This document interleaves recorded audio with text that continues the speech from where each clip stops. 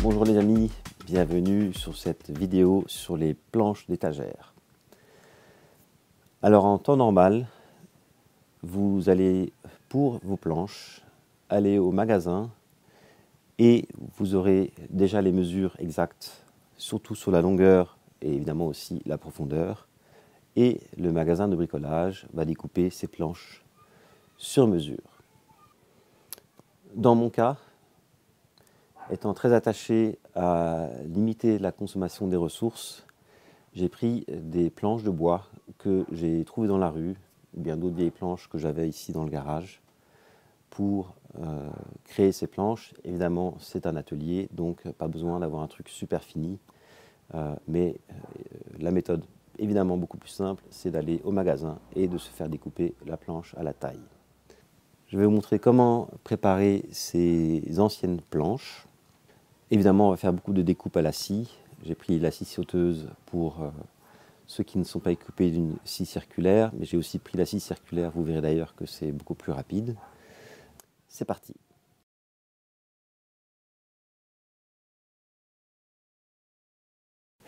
Donc nous allons commencer par l'étagère du haut. Ici c'est une profondeur de 50. Et pour ça, on va prendre ces planches profondes. Mais on va d'abord faire des petites vérifications au préalable, puisque étant du bois usagé, en particulier de l'aggloméré, il faut faire quelques vérifications d'usage. Cette vérification préalable consiste à vérifier l'état des planches. Donc vous voyez ici, par exemple, cette planche a été imbibée d'eau, et l'aggloméré n'aime pas du tout ça, donc ça a même tout ici mis en l'air ce qui recouvre la planche. Donc ici cette planche, on va l'exclure pour l'instant. Celle-là, c'est pareil, elle est un petit peu abîmée. Celle-là, ça va déjà un peu mieux. Et celle-là, elle a l'air bonne, ainsi que celle-là et celle-là. Évidemment, je vais aussi vérifier de la même manière l'autre côté. Finalement, je me suis aperçu que très souvent, le bord des planches a été vraiment abîmé, mais le reste c'est bon. Donc je vais retirer toutes les parties, tous les bords qui ne sont pas bons. Et là, je prends une référence au hasard à 5 cm, en tout cas pas au hasard, parce que c'est à partir de là où c'est bon. Donc je vais déjà couper ces planches de cette manière.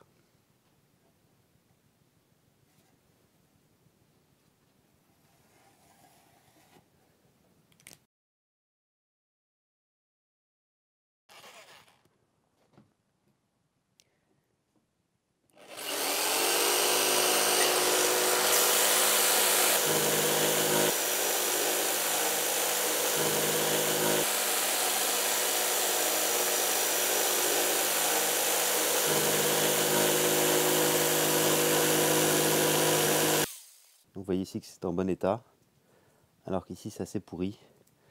Et pour nous c'est important puisqu'on va poser des chevilles de bois dedans. Et par ailleurs, vous avez ici, il y a eu pas mal d'éclats. Donc ça, vous pouvez prévenir dans une certaine mesure en collant simplement du scotch dessus.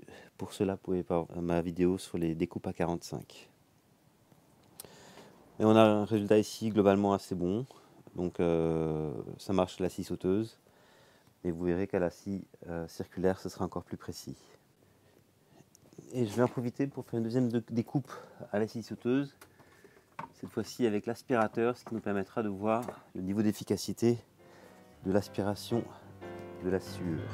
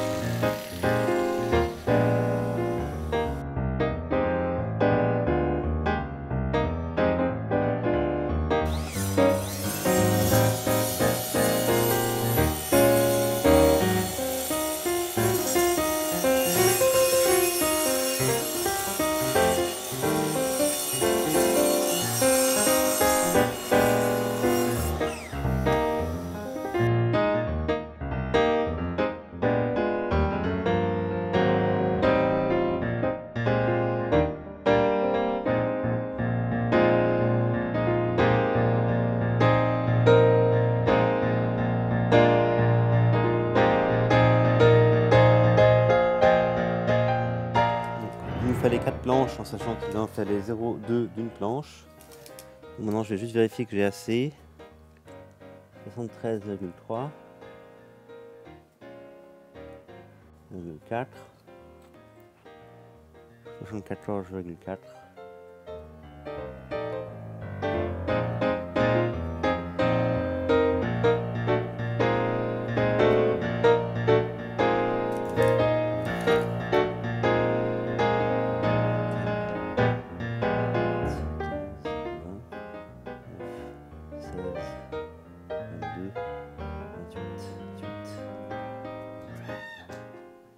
Ok, on a assez.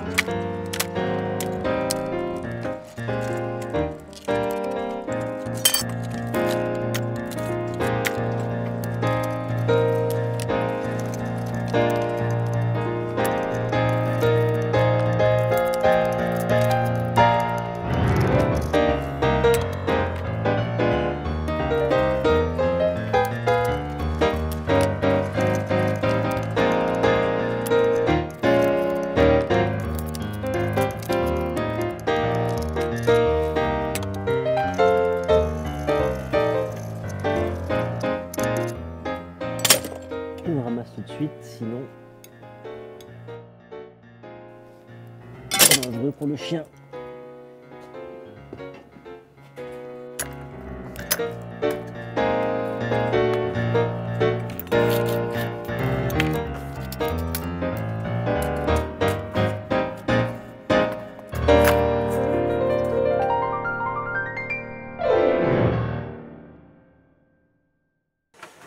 Donc on va commencer par enlever ces traces de colle. Ici ça va être plus facile parce que c'est des planches qui sont en meilleur état.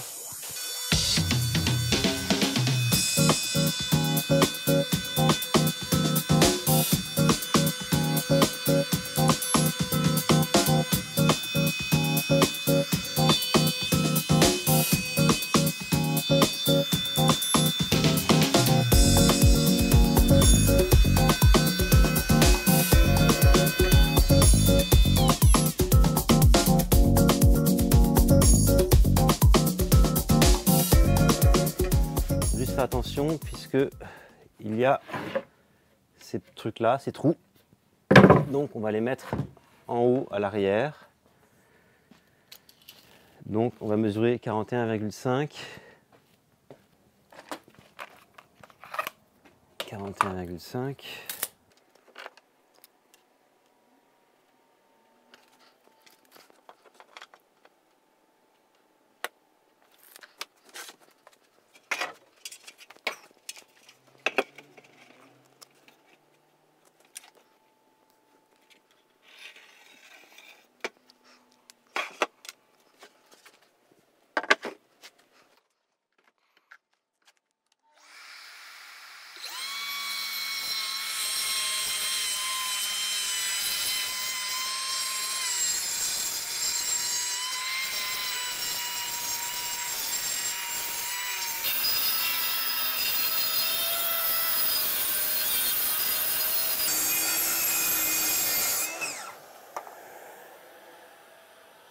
Bien, maintenant nous avons posé les 3 pièces rassemblées et on va couper le dernier morceau sur mesure en fonction de la taille nécessaire.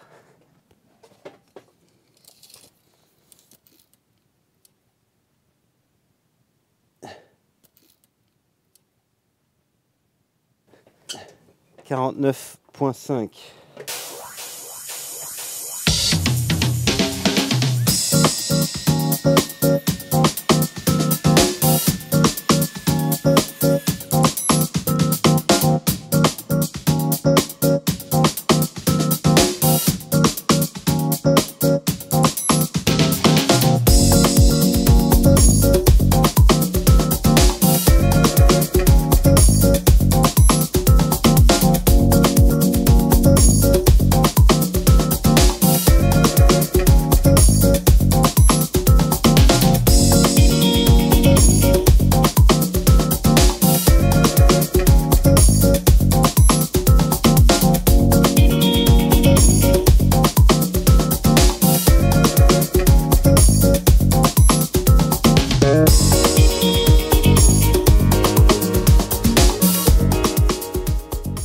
Maintenant, on va placer l'étagère. Attention, maintenant c'est un peu fragile parce que c'est très lourd, c'est très long.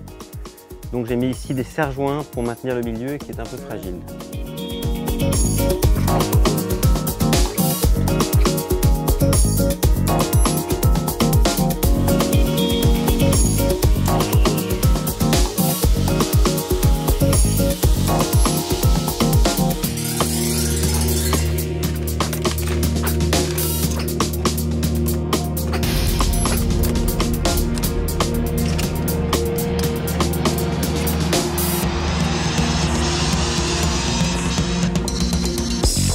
Je vais enlever les serre-joints. Nous sommes arrivés à bon port.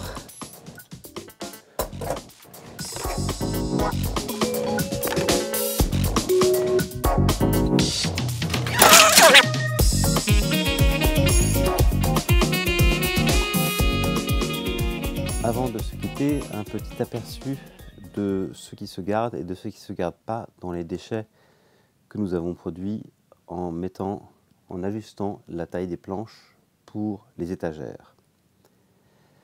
Alors ici ce sont les chutes des grandes plaques. Malheureusement ce bois n'est pas réutilisable parce que c'est quasiment tout vermoulu. Donc ça on peut tout jeter en bloc. Je vais quand même garder les grands qui me restent encore parce que je peux m'en servir comme panneau d'affichage.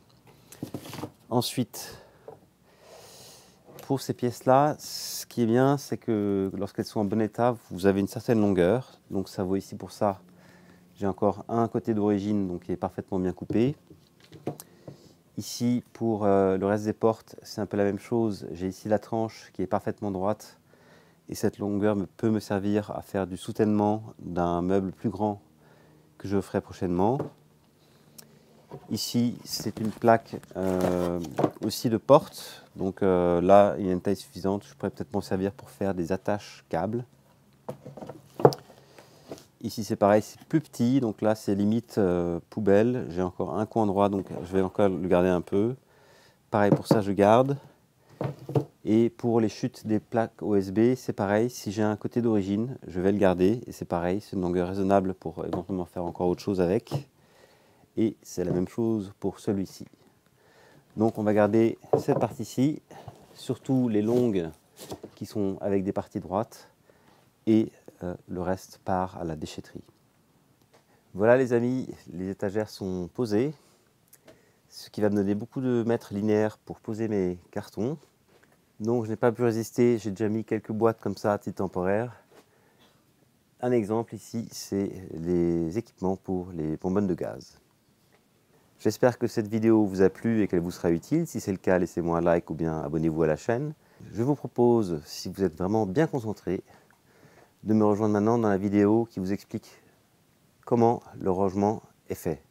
Attention, c'est très intense, donc à tout de suite sur Happy Hour TV 1.